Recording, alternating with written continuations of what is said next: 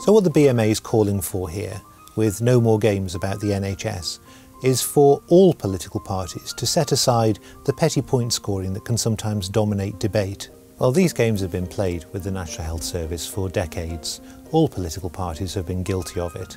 And what we want to do is to take a step back and say, hang on, we've got a general election coming up. And that general election is the time to set the tone for the next few years. So we want people to join with us now and say, as we go into that election, no more games with the NHS.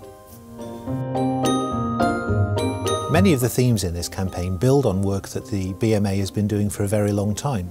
So we have been very vocal about the state and the organisation of the National Health Service, about how it's run, how it's funded, and this continues the strong themes that we've been putting forward over the last few decades.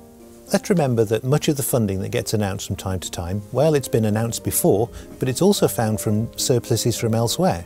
So what can happen sometimes when you're really playing games with the funding is to go round telling every part of the National Health Service that it has to make a surplus, collecting together those surpluses, calling it a fund and then giving it back to the people who are in crisis.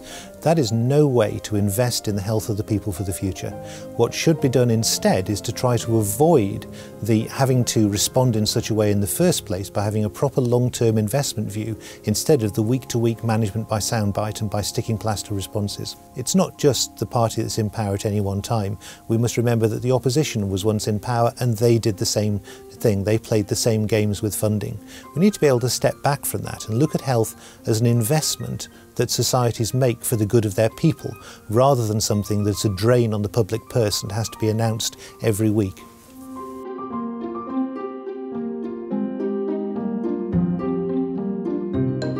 Doctors tell me that when politicians play games with the NHS like this, it can be really demoralising. They're trying to focus on their primary mission, which is of course to deliver healthcare to the people in front of them. But you can't help but notice as you look around that the problems with resources, the problems with staffing, the problems with demand for services, and yet at the same time the people we'd look to help us with this are the people who are simply reducing it to sound bites and saying, well, we'll be able to resolve this by adding another 750 million or a billion or whatever figure they happen to pull out of the air. And to be honest, that funding is sometimes pulled out of the air because it's been previously announced or it's been scraped back in surpluses that have then been recycled. These are the games that really demoralise our members and make them feel as if a government is committed more to sound bites of today rather than a service for tomorrow.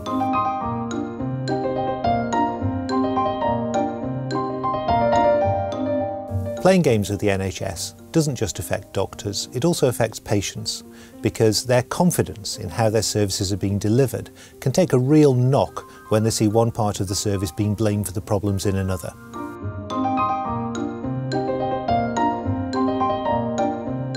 We can't allow these games being played with the health service to divide us.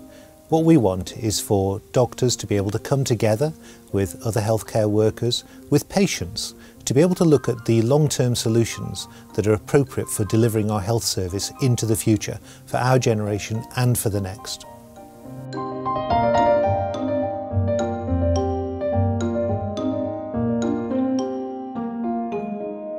We want the public to add their voice to ours.